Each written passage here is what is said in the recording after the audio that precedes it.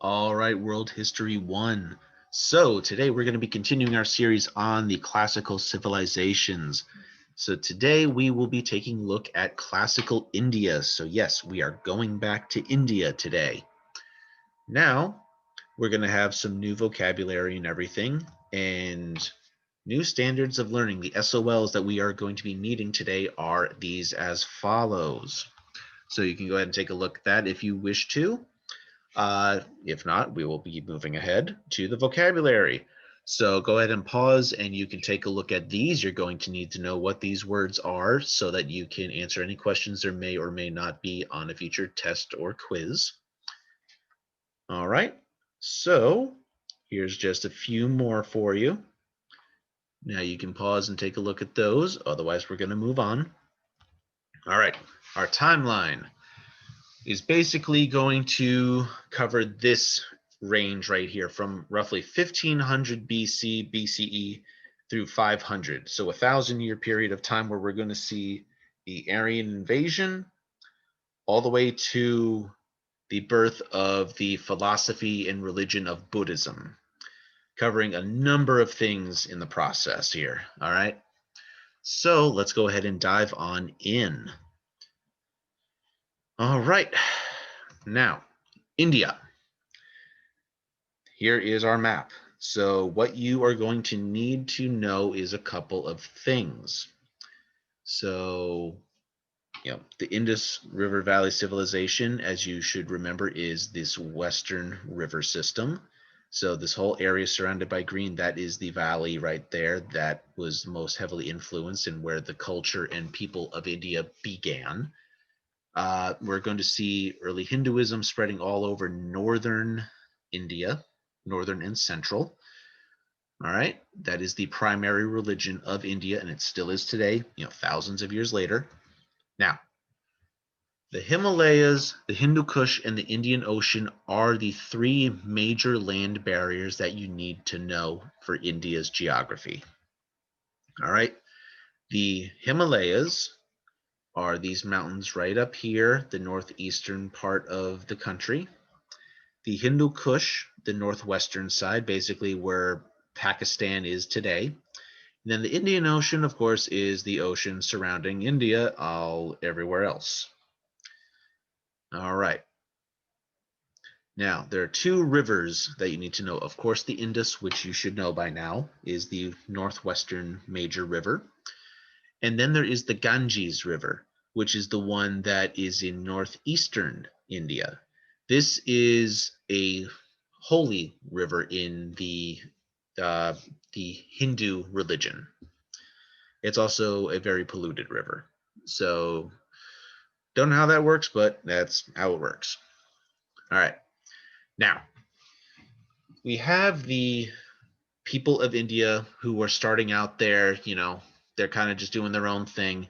But then in 1500 BCE, we are going to see the Hindu Kush fail in its ability to be a land barrier because we're going to see the nomadic herders. So like they herd animals and they just go where the grass is good for them to feed their animals. The Aryans, they are coming from basically southern Russia in the Caucasus Mountains region, making the way across the Middle East through like modern day Iraq and Iran, through Afghanistan, Pakistan, and they are going to make their way through what is called the Khyber Pass through the Hindu Kush Mountains, and they're just going to flood into northern India. All right. Now, the Aryans themselves, they're organized into tribes. Each tribe is led by a Raja or a chief. They are a warlike people. They are a civilization of warriors. Now, the cattle, the herds of cattle that they had are the basis for their diets. So they eat beef and their economy. So you can tell how rich a member of the Aryan culture is by how many cows they own. So, yeah. Now, this would later evolve into that modern day stereotype of cows being sacred in India, so they don't eat them. So it's going to evolve into just owning cows means that you are wealthy, and that kind of is how they get to this weird elevated type of status now. All right. Also, they're going to, a big part of their diet is cucumbers, bananas, and barley cakes. So barley is a grain. So yeah. And the wheel is introduced to India through the Aryans because they would come in with wagons and chariots and things like that. All right. The Aryan culture is also male dominated, just like pretty much 99.9% of ancient cultures. Women would have some say a little bit in choosing a husband, but they were expected to never challenge the authority of their husband that they may have chosen. So if he says something, they can't question it. They have to do it, or, oh well. That's pretty much how it worked. Uh, really, for any society when you think about it, but it was definitely a big part of the Aryan marriage system. Uh, Now, this is a different one here that wasn't very prevalent in many cultures. In Aryan women, they could remarry if they were widowed. Say their husband died from sickness or in battle, something like that. This they could then remarry. This, of course, over the next couple of 100 years, would later be taken away, and that's how we get that weird tradition that would start to happen in India where women would like throw themselves onto the funeral pyre when their husband's body was being burned to ash, and so that they would go with him to the afterlife. Yeah. So now the children, girls and boys from families of high rank. So if they are, the ruling class, both boys and girls would be able to go to school where they would learn the traditions of the Aryan people. The poorer you were, the less likely you were to go to school, especially if you were a poor girl. It's just how the society worked back then. All right, moving forward, the caste system. This is something that's going to be brought in by the Aryans as well, way to categorize the people. This is a system that would later just become a major part of Indian culture, and it has been for thousands of years now. It is still practiced in India by a number of people. It is starting to phase out little by little as the years have been going on. But, for the purpose of this class, we're going to look at what these are. So at the very top, we have the Brahmins. These are the priests. They are, the ones who are the messengers of the gods type of deal. Then we have the Kshatriyas, which are the warrior class and the nobility. Then we have the Vaisyas, which are the higher level common people, merchants, farmers, people who have like a craft. Then there's the Sudras, which are the unskilled laborers, like servants. Then there are the Pariahs, who are slaves, and they perform the tasks that are like beneath everyone else. Then, of course, there are the untouchables at the very bottom, which are like you do not go near those people. They are like a cursed people type of deal. Now, we're going to see over the blending of the Aryans and the native Indian people, we're going to see the rise of the Mauryan Empire. And pronunciations for all these different Indian and Aryan words, I'm doing the best I can. So you have to bear with me. So we're going to see the Mauryan Empire rise in 321 BCE under Chandragupta Maurya when he overthrows the Magadhan king, which would have been like a Aryan king, and he made himself the new ruler. He's going to accomplish a couple of things here that are very important to Indian history. He's going to spread Buddhism. We're going to get free hospitals, so free healthcare. There's going to be veteran veterinary clinics, so vets to take care of animals, and he's going to work on a road system in India that will be good. Now, this guy, Chandragupta's grandson, Asoka, is going to just up the ante even more. So he's going to begin to rule in 274 BCE.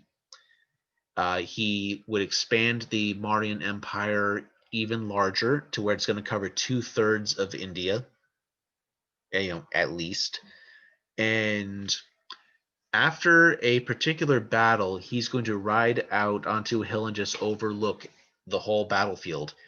And when he looks out and he sees all the death and destruction, he's like, okay, I'm done with war now. And he's going to start following the teachings of the Buddha, which we'll be talking about Buddhism in a little bit. He's going to basically do a 180 from war to a philosophy and religion that promotes nothing but peace and oneness with nature and the universe. He is going to want to spread Buddhism from India to China, which is like the closest major neighbor. And he is also going to be tolerant of other religions. So if his people that he rules over want to practice Hinduism still, the native language of India, native religion of India, do what you want, practice whatever religion you like, whatever makes you happy. So a couple of centuries go by, about 600 years. We're going to see the rise of the Gupta Empire under Chandragupta II. So Asoka's grandfather Chandragupta, this is Chandragupta II. He is going to give the people more freedom, less taxes, and he's going to write down the rules for everything, from grammar to drama, so entertainment, and the rules of politics, everything.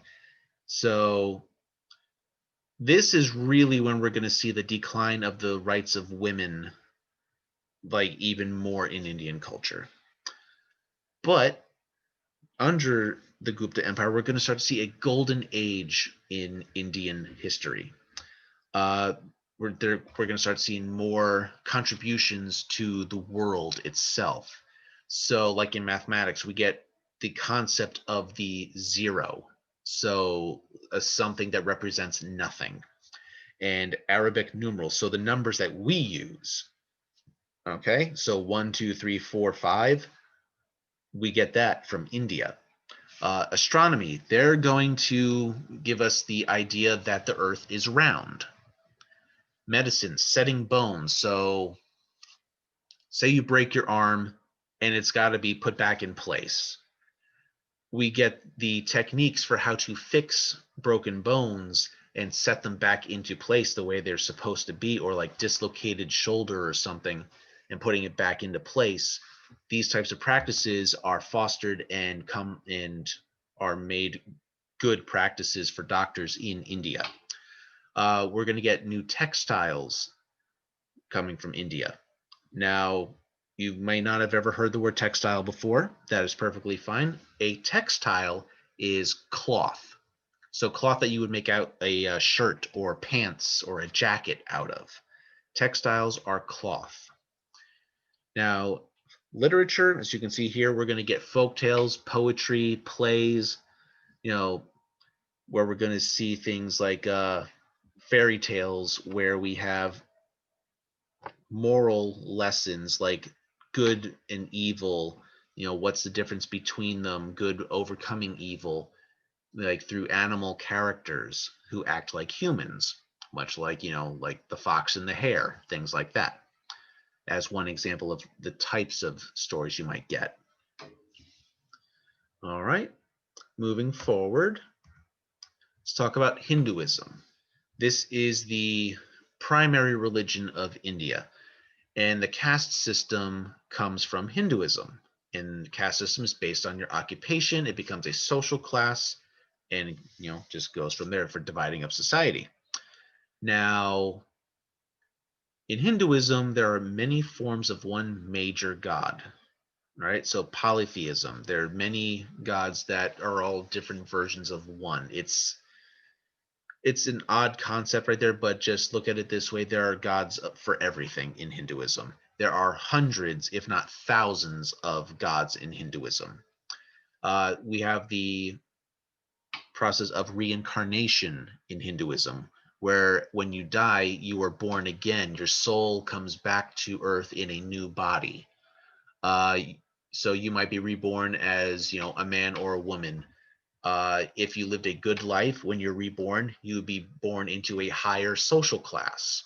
If you were bad in your life, when you die and get reborn, you may come back as a lower class. If you did something really bad, like you were a mass murderer or something, or just a despicable human being, you might come back as a dog or a dung beetle, you know and that would be all. The reincarnation stuff would be based on your karma.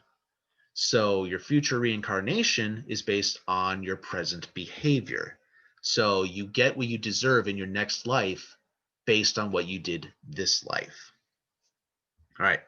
Now, in Hinduism, we have what is called the Vedas and the Upanishads, which are the sacred books of Hinduism. The Vedas, they are written in a writing style called Sanskrit, and it's pretty similar to the symbols that you see there on the book cover of the Holy Vedas. Now, these are the hymns and poems and legends of like the gods of Hinduism. And the Upanishads, this is just one of those other ones that's going to have even more things to help educate the people, and it is more religious practices. Like these are like the New and Old Testament equivalent for Hinduism. All right. Now, with Hinduism, we have, the Aryan conquerors. When they came in, they believed that many gods, and thought that, the gods and goddesses had power over the forces of nature. There would be a number of gods, such as, Agni, the god of fire, Indra, the god of thunder and war, and Usha, the goddess of dawn, God for everything. That's how it kind of all blends together in forming Hinduism. So the Aryan priests, they would also have these elaborate rituals, sacrifices to appease the gods, as you see in many polytheistic cultures and religions. And just over the centuries of Aryan influence, it evolves into what we know as Hinduism today. Now, the three most powerful and important gods in Hinduism that I'm going to tell you guys about are Shiva, the destroyer, Brahma, the creator, and Vishnu, the preserver. You're going to want to remember those names. They may come up on a test or quiz. Reincarnation, you're going to want to remember what that is. That is the rebirth of the soul into a new body.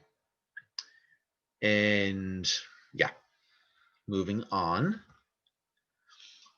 Let's talk about the Varna and the Dharma. Now, the Vedas, they are the ones that give us this complex social system, the caste system.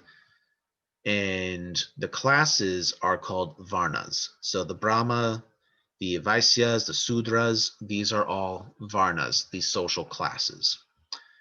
Now, the Vedas outline the Dharma, which are the duties of the men who belong to each of the Varnas. So the jobs of the different caste social classes. So, like the members of each Varna were urged to do their duty. So they're urged to stick to the jobs that they are given in that social class. So, like the Kshatriyas, they are the warriors and the rulers. That's pretty much their only job. They are the ones in charge and the ones who do the fighting. You're typically not going to see them doing any other type of job. All right. Some more with the Upanishads. It pretty much is going to tell of the universal spirit that is in all life. Kind of sounds like the Force from Star Wars. All right. Now, It is a light that shines beyond all things on earth. And according to the light, all living things, including gods, humans, and animals, have souls. All souls, say the Upanishads, are part of one eternal spirit, sometimes called the Brahman Nirguna. And their bodies tie them to the material world for a short time. And to know true freedom, the soul must be separated from the world and untied with Brahman Nirguna. So it's like working towards being one with the universe and leaving behind all the material things of the world. That's kind of the goal in Hinduism, is to become one with the universe. All right, karma, to get into it just a little bit more and to say it again, how a person lives his or her life will be either rewarded or punished in the next, and that's what karma is.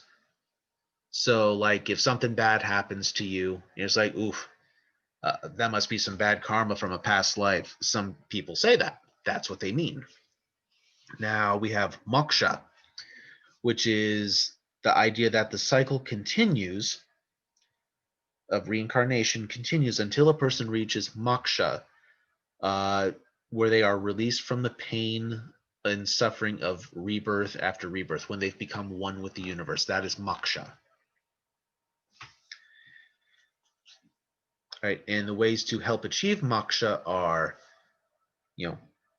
a life of prayer, religious rituals, self-denial, so denying yourself the pleasures of the world in search of just, the minimalist, like pure type of oneness, rejection of worldly possessions. So being a minimalist, really. All right, now let's talk about Buddhism. The founder of Buddhism is Siddhartha Gautama. I'm not entirely sure about the pronunciation. That's how I've always said it, so that's what I'm going with. He was born in 566 BCE. He was raised as the son of a wealthy noble. He lived a very, very sheltered life, shielded from sickness and poverty and death. So, as the story goes, like whenever he wanted to go riding through the countryside, his father would have like a team of people go ahead of him and basically clear away all the sick and starving and poor people out of the way. So all he saw was the bright and shiny, beautiful things of the world. But one day, he leaves his father's estate, his father's home, without telling him. And he is finally shown the dark side of the world. He sees death, he sees pain, he sees suffering for the first time. And he's in his late 20s. All right. So now, at the age of 29, he's going to leave behind his wife, his newborn son. He's going to wander the world. He's going to wander all over India, and he is going to live the life of a hermit, living by himself. He's going to seek truth of the world and the universe through fasting and denying the pleasantries of life. But this would not work. He's not going to see what truth actually is. But one day, while he's meditating under a tree, he is going to gain some insight that he thinks solves the problem to worldly suffering. And he's going to start sharing what he has discovered. And this is like he reached enlightenment. He reached like oneness with the universe.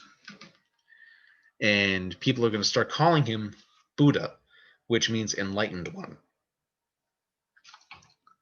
So Buddhism is basically the religion of reaching enlightenment, or oneness with the universe.